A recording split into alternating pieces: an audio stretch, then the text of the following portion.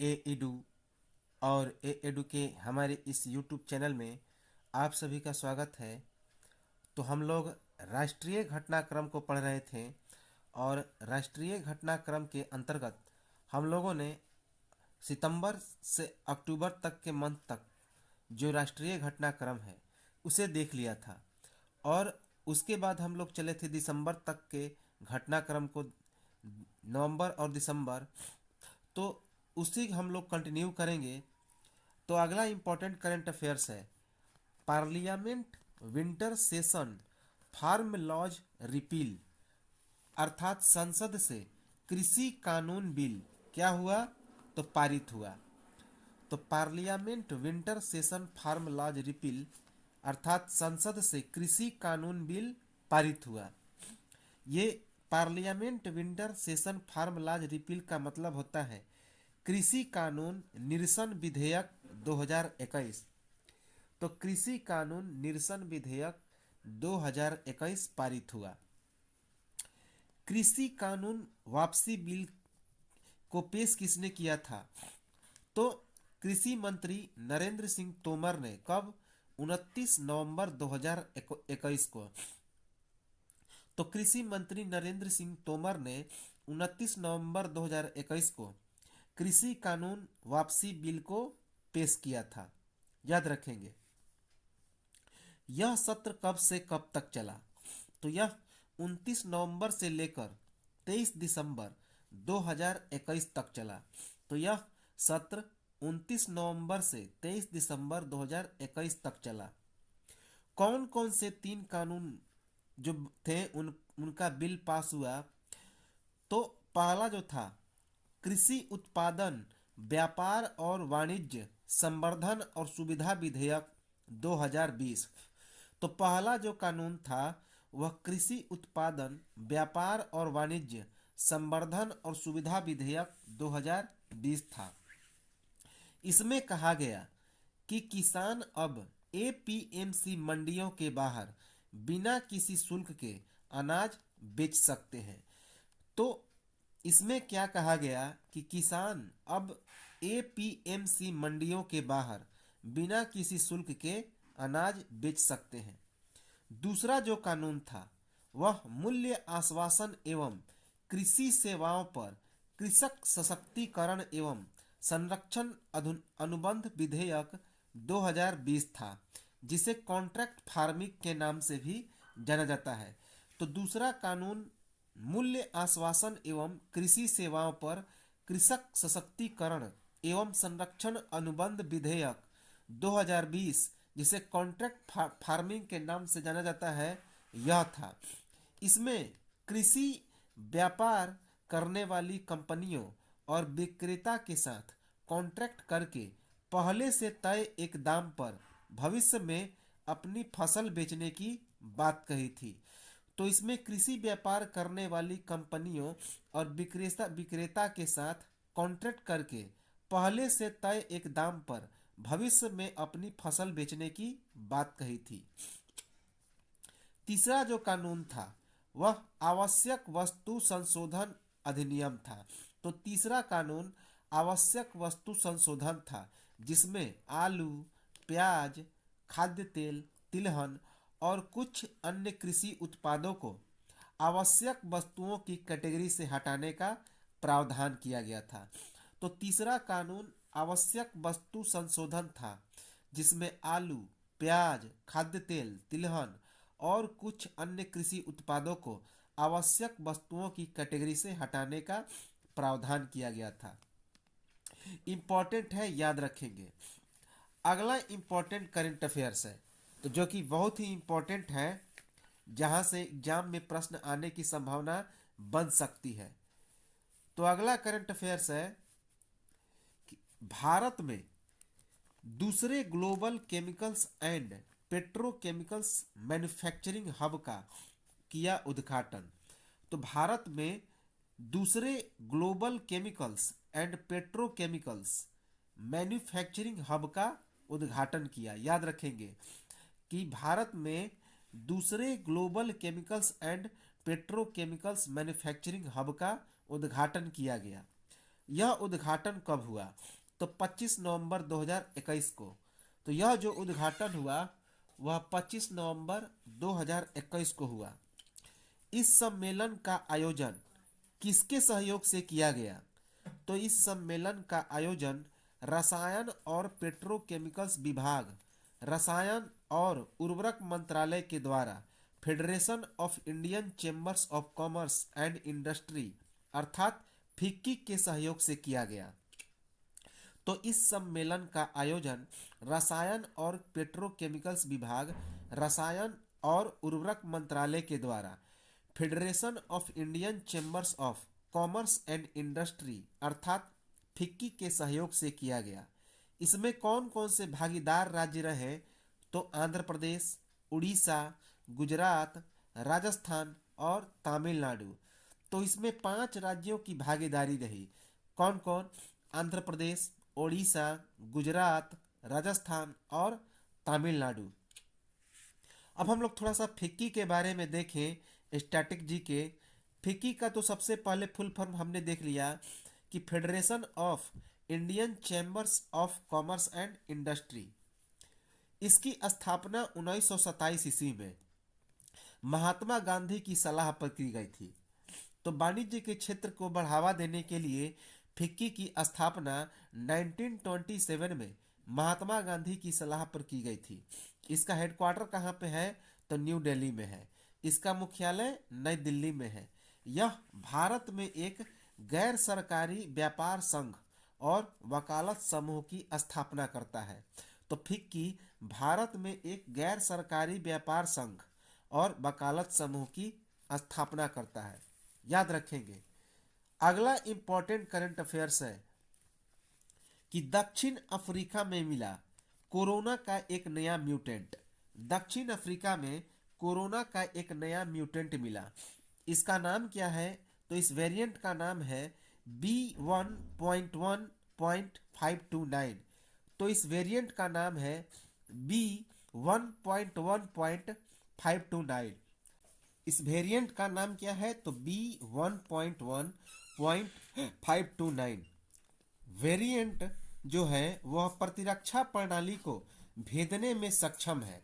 तो यह जो वेरिएंट है वह प्रतिरक्षा प्रणाली अर्थात जो रोग निरोधक क्षमता है, एंटीबॉडी है, उसको भेदने में क्या है? तो सक्षम है। इसके लिए 100 नमूनों की पुष्टि की गई। तो इस वेरिएंट के 100 नमूनों की पुष्टि की गई और इसे बोत्सवाना और हांगकांग में भी पुष्टि किया गया। तो इसके 100 नमूनों की पुष्टि की गई और साथ ही साथ बोत्सवाना और हांगकांग में भी इसे पुष्टि किया गया, देखा गया। अगला इंपॉर्टेंट करंट अफेयर्स है, वेरी वेरी इंपॉर्टेंट, कि केंद्रीय सड़क परिवहन और राजमार्ग मंत्री नितिन गडकरी ने जम्मू कश्मीर में किया प्रमुख राजमार्ग परियोजनाओं का उद्घाटन। तो केंद्रीय सड़क परिवहन और राजमार्ग मंत्री नितिन गडकरी ने जम्मू कश्मीर में प्रमुख राजमार्ग परियोजनाओं का उद्घाटन किया। उद्घाटन कब किया? तो 24 नवंबर 2021 को। तो नितिन गडकरी ने जम्मू कश्मीर में प्रमुख राजमार्ग परियोजनाओं का उद्घाटन 24 नवंबर 2021 को किया। इस राजमार्ग की कुल लंबाई कितनी है? तो 257 किलोमीटर। तो इस राजमार्ग की कुल लंबाई 257 किलोमीटर है। याद रखेंगे। इसमें कुल कितनी लागत बताई गई? तो 11,721 करोड़ रुपए। तो इसमें कुल 11,721 करोड़ रुपए की लागत आई। याद रखेंगे, इंपॉर्टेंट है। अगला इंपॉर्टेंट करंट अफेयर्स है, वेरी वेरी इंपॉर्टेंट, भारत में प्रत्यायन योजना के ई पोर्टल का हुआ शुभारंभ। तो भारत में प्रत्यायन के ई पोर्टल का हुआ शुभारंभ। याद रखेंगे कि भारत में प्रत्यायन योजना के ई पोर्टल का हुआ शुभारंभ। यह कब शुभारंभ किया गया? तो 23 नवंबर 2021 को। तो इसका उद्घाटन या फिर शुरुआत 23 नवंबर 2021 को किया गया। इसके उद्घाटनकर्ता कौन थे, अर्थात किन्होंने इसका उद्घाटन किया? तो कोयला, खान और संसदीय कार्य केंद्रीय मंत्री प्रहलाद जोशी ने। तो वेरी वेरी इंपॉर्टेंट है कि इसका उद्घाटन किसने किया? तो कोयला, खान और संसदीय कार्य केंद्रीय मंत्री प्रहलाद जोशी ने। इसके उद्घाटन का कारण क्या था? तो खनिज अन्वेषण। तो इसके उद्घाटन का कारण था खनिज अन्वेषण, याद रखेंगे। वर्ष 2016 में खान और खनिजों पर पहला राष्ट्रीय सम्मेलन रायपुर में आयोजित किया गया था। तो वर्ष 2016 में खान और खनिजों पर पहला राष्ट्रीय सम्मेलन कहां पर आयोजित किया गया था? तो छत्तीसगढ़ की राजधानी रायपुर में। इसमें किस अधिनियम में संशोधन किया गया? तो खान और खनिज विकास और विनियमन संशोधन अधिनियम 2015 में इसे संशोधित किया गया। तो इसका संशोधन खान और खनिज विकास और विनियमन संशोधन अधिनियम 2015 में संशोधन किया गया। इसका शुभारंभ कहां पे किया गया? तो इसका शुभारंभ नई दिल्ली में किया गया। तो इसका शुभारंभ नई दिल्ली में किया गया खान और खनिजों पर पांचवें राष्ट्रीय सम्मेलन में। तो खान और खनिजों पर पांचवें राष्ट्रीय सम्मेलन में इसका शुभारंभ नई दिल्ली में किया गया। कोयला, खान और संसदीय कार्य केंद्रीय मंत्री ने 2 उत्तर पूर्वी राज्यों सहित 15 प्रदेशों के सरकारी प्रतिनिधियों को इस अवसर पर 52 खदान ब्लॉक भी सौंपे गए। तो कोयला, खान और संसदीय कार्य मंत्री ने 2 उत्तर पूर्व राज्यों सहित 15 प्रदेशों के सरकारी प्रतिनिधियों को इस अवसर पर 52 खदान ब्लॉक भी क्या किए? तो सौंपे। इस अवसर पर ये जो मंत्री थे प्रहलाद जोशी, उन्होंने कोयला और खान क्षेत्र को पिछले 3 वर्षों के कार्य के प्रदर्शन के लिए 149 पुरस्कार प्रदान किए और इन क्षेत्रों को उनके 5 स्टार रेटिंग प्रदर्शन और सतत खनन के लिए सम्मानित किया गया, याद रखेंगे। तो इस अवसर पर प्रहलाद जोशी ने कोयला और खान क्षेत्र को पिछले 3 वर्षों के कार्य के प्रदर्शन के लिए 149 पुरस्कार भी प्रदान किए और इन क्षेत्रों को उनके 5 स्टार रेटिंग प्रदर्शन और सतत खनन के लिए सम्मानित भी किया गया, याद रखेंगे, इंपॉर्टेंट है। अगला इंपॉर्टेंट करंट अफेयर्स है, वेरी वेरी इंपॉर्टेंट। रक्षा मंत्रालय ने 5,000 करोड़ रुपए की AK-203 असॉल्ट राइफल सौदे के खरीद को मंजूरी दी। तो रक्षा मंत्रालय ने 5,000 करोड़ रुपए की AK-203 असॉल्ट राइफल सौदे के खरीद को मंजूरी दी। इसके तहत कितने राइफलों का उत्पादन होगा? तो 7.5 लाख। तो इसके तहत कुल 7.5 लाख असॉल्ट AK-203 राइफलों का उत्पादन होगा। कहां पे यह उत्पादन किया जा रहा है? तो उत्तर प्रदेश के अमेठी के एक फैक्ट्री में। तो उत्तर प्रदेश के अमेठी के एक फैक्ट्री में इसका उत्पादन किया जा रहा है। इसके उत्पादन के समय रूस के राष्ट्रपति व्लादिमीर पुतिन के हस्ताक्षर होने हैं। तो इसके उत्पादन के समय जो रूस के राष्ट्रपति हैं व्लादिमीर पुतिन, तो उनका हस्ताक्षर होना है। इसकी मंजूरी कब मिली?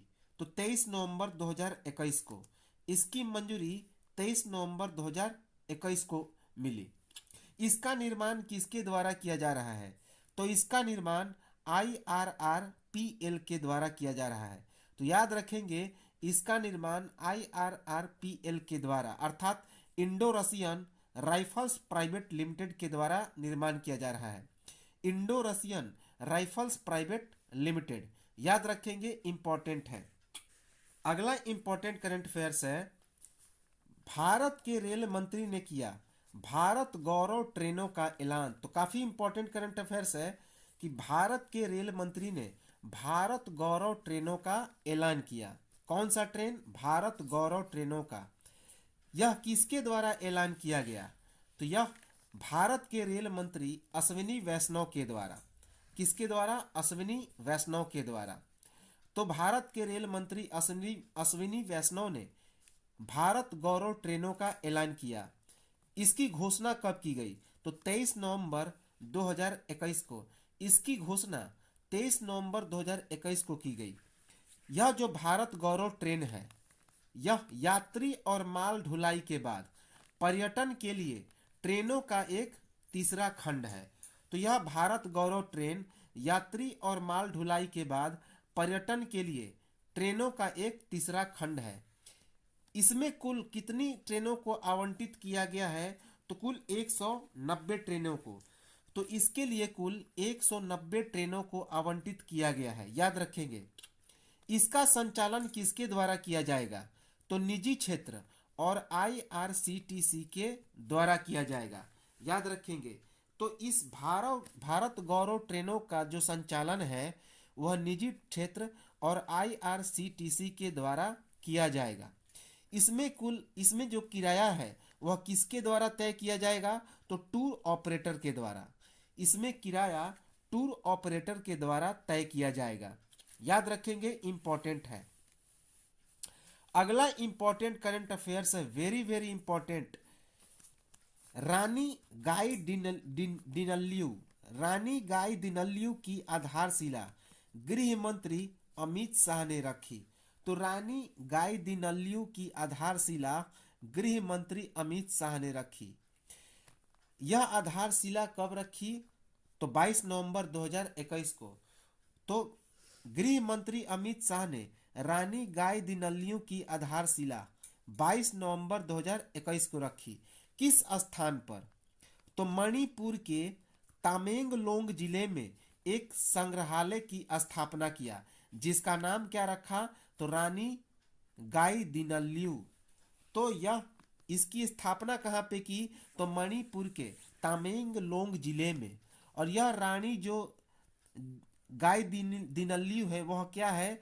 तो एक संग्रहालय है जिसकी स्थापना मणिपुर के तामेंगलोंग जिले में किसने रखी? तो 22 नवंबर 2021 को गृह मंत्री अमित शाह ने आधारशिला रखी। अब ये रानी गाई दिनल्यू कौन थी? तो यह एक मणिपुर की जो तामेंगलोंग जिला है वहां की एक स्वतंत्रता सेनानी थी, याद रखेंगे, आदिवासी स्वतंत्रता सेनानी थी। इसके लिए कितने करोड़ रुपए की मंजूरी प्रदान की गई? तो इसके लिए 15 करोड़ रुपए की मंजूरी प्रदान की गई, याद रखेंगे, 15 करोड़ रुपए की मंजूरी प्रदान की गई। जनजातीय मामलों का मंत्रालय 15 नवंबर से आजादी का अमृत महोत्सव मना रहा है। इसे प्रधानमंत्री नरेंद्र मोदी ने जनजातीय गौरव दिवस के रूप में लॉन्च किया था। तो जनजातीय मामलों का मंत्रालय 15 नवंबर से आजादी का अमृत महोत्सव मना रहा है। इसे प्रधानमंत्री नरेंद्र मोदी ने जनजातीय गौरव दिवस के रूप में लॉन्च किया था, याद रखेंगे, इंपॉर्टेंट है। अगला इंपॉर्टेंट करंट अफेयर्स है, वेरी वेरी इंपॉर्टेंट। प्रधानमंत्री नरेंद्र मोदी ने किया फार्मास्यूटिकल क्षेत्र के पहले ग्लोबल इनोवेशन समिट का उद्घाटन। याद रखेंगे कि प्रधानमंत्री नरेंद्र मोदी ने फार्मास्यूटिकल क्षेत्र के पहले ग्लोबल इनोवेशन समिट का उद्घाटन किया, अर्थात पहले ग्लोबल इनोवेशन सम्मेलन का उद्घाटन किया। किसने? प्रधानमंत्री नरेंद्र मोदी ने। कब उद्घाटन किया? तो 18 नवंबर 2021 को वीडियो कॉन्फ्रेंसिंग के माध्यम से। तो 18 नवंबर 2021 को वीडियो कॉन्फ्रेंसिंग के माध्यम से भारत के प्रधानमंत्री नरेंद्र मोदी ने फार्मास्यूटिकल क्षेत्र के पहले ग्लोबल इनोवेशन समिट का उद्घाटन किया। कब तक चला यह सम्मेलन? 18 से लेकर 19 नवंबर 2021 तक 2 दिन तक चला। याद रखेंगे कि यह जो समिट था वह 18 एवं 19 नवंबर 2021 को 2 दिन तक चला। इसमें कितने सत्र हुए और कितने वक्ता शामिल हुए? तो इसमें कुल 12 सत्र और 40 से अधिक राष्ट्रीय और अंतर्राष्ट्रीय वक्ता शामिल हुए। तो इस सम्मेलन में 12 सत्र और 40 से अधिक राष्ट्रीय और अंतर्राष्ट्रीय वक्ता शामिल हुए। अगला इंपॉर्टेंट करंट अफेयर्स है, काफी इंपॉर्टेंट करंट अफेयर्स है। रक्षा मंत्री राजनाथ सिंह ने रेजांगला में वार मेमोरियल का किया उद्घाटन और शहीदों को दी श्रद्धांजलि। तो भारत के रक्षा मंत्री राजनाथ सिंह ने रेजांगला में वार मेमोरियल का उद्घाटन किया और शहीदों को श्रद्धांजलि दी। यह उद्घाटन कब किया गया? तो 18 नवंबर 2021 को। तो यह उद्घाटन 18 नवंबर 2021 को किया गया। कहां पर? यह जो रेजांगला है वह लेह लद्दाख में है। तो लेह लद्दाख में है रेजांगला, तो वहां पे एक वॉर मेमोरियल का उद्घाटन किया लेह लद्दाख के रेजांगला में 18 नवंबर 2021 को, याद रखेंगे। 1962 में शहीद हुए भारतीय सैनिकों को श्रद्धांजलि देने के लिए इस वॉर मेमोरियल का उद्घाटन किया। तो जो राजनाथ सिंह हैं वे गए हुए हैं कहां पे? तो लेह लद्दाख में। किस लिए? तो 1962 में शहीद हुए भारतीय सैनिकों को श्रद्धांजलि देने के लिए, और इसी कारण इस वॉर मेमोरियल का उद्घाटन किया। इसका उद्घाटन रेजांगला में हुई जंग की 59वीं वर्षगांठ पर किया गया। तो रेजांगला में चीन के साथ भारतीय सैनिक काफी बेहतरीन लड़े थे और चीन को पटकनी दिए थे और साथ ही साथ प्राणों की आहुति भी दी थी। तो उसी का 59वां वर्षगांठ था 2021 में। तो इसका उद्घाटन रेजांगला में हुई जंग की 59वीं वर्षगांठ पर की गई थी। यह युद्ध स्मारक 13 कुमाऊं रेजिमेंट के उन बहादुर भारतीय सैनिकों को समर्पित है जिन्होंने रेजांगला की लड़ाई में चीन को पटखनी देते हुए अपने प्राणों की आहुति दे दी थी। तो यह युद्ध स्मारक 13 कुमाऊं रेजिमेंट के उन बहादुर भारतीय सैनिकों को समर्पित है जिन्होंने रेजांगला की लड़ाई में चीन को पटकनी देते हुए अपने प्राणों की आहुति दे दी थी। याद रखेंगे, इंपॉर्टेंट है। अगला इंपॉर्टेंट करंट अफेयर्स है, वेरी वेरी इंपॉर्टेंट, कि national internet exchange of India ने डिजिटल पेमेंट गेटवे को शुरू किया। तो national internet exchange of India ने डिजिटल पेमेंट गेटवे को शुरुआत किया। याद रखेंगे, किसने? National internet exchange of India ने डिजिटल पेमेंट गेटवे को शुरू किया। National internet exchange of India अर्थात NIXI, national internet exchange of India अर्थात NIXI, जो कि इलेक्ट्रॉनिक और सूचना प्रौद्योगिकी मंत्रालय के तहत एक गैर लाभकारी संस्था है। तो यह जो national internet exchange of India है वह इलेक्ट्रॉनिक और सूचना प्रौद्योगिकी मंत्रालय के तहत एक गैर लाभकारी संस्था है। निक्सी ने इसके लिए किसके साथ साझेदारी की? तो पेयू और NSDL के साथ साझेदारी की। तो national internet exchange of India ने इस डिजिटल पेमेंट गेटवे के लिए पेयू और NSDL के साथ साझेदारी की। इसका मुख्य उद्देश्य क्या था? तो इंटरनेट को सुलभ बनाना। तो इस पेमेंट गेटवे को बनाने का शुरुआत करने का मुख्य कारण क्या था? तो इंटरनेट को सुलभ बनाना। अगला इंपॉर्टेंट करंट अफेयर्स है, भारत और अमेरिका के बीच रक्षा प्रौद्योगिकी सहयोग पर गंभीर स्तर की बातचीत हुई। तो भारत और अमेरिका के बीच रक्षा प्रौद्योगिकी सहयोग पर गंभीर स्तर की बातचीत हुई। रक्षा प्रौद्योगिकी जो पहल है उसका क्या नाम है? DTTI। याद रखेंगे, DTTI। तो भारत और अमेरिका के बीच जो रक्षा प्रौद्योगिकी सहयोग पर गंभीर स्तर का बातचीत हुआ उसका नाम क्या है? DTTI। अगला करंट अफेयर्स है, वेरी वेरी इंपॉर्टेंट, भारत के प्रधानमंत्री नरेंद्र मोदी ने किया केदारनाथ में आदि शंकराचार्य की प्रतिमा का अनावरण। तो भारत के प्रधानमंत्री नरेंद्र मोदी ने केदारनाथ में आदि शंकराचार्य की प्रतिमा का अनावरण किया। यह अनावरण कब किया गया? तो 5 नवंबर 2021 को। यह अनावरण 5 नवंबर 2021 को किया गया। कितनी ऊंची प्रतिमा का उद्घाटन किया? तो 12 फीट ऊंची प्रतिमा। तो प्रधानमंत्री नरेंद्र मोदी ने 12 फीट ऊंची आदि शंकराचार्य की प्रतिमा का 5 नवंबर 2021 को केदारनाथ में क्या किया? अनावरण किया। याद रखें कि यह जो केदारनाथ है आदि शंकराचार्य के जो 4 ज्योतिर्लिंग थे उनमें से एक था। डीआरडीओ ने इजराइल के साथ तकनीकी सहयोग के समझौते पर हस्ताक्षर किए। तो डीआरडीओ ने इजराइल के साथ तकनीकी सहयोग के समझौते पर हस्ताक्षर किए, याद रखेंगे। तो ये तो था हमारा आज का जो राष्ट्रीय घटनाक्रम है।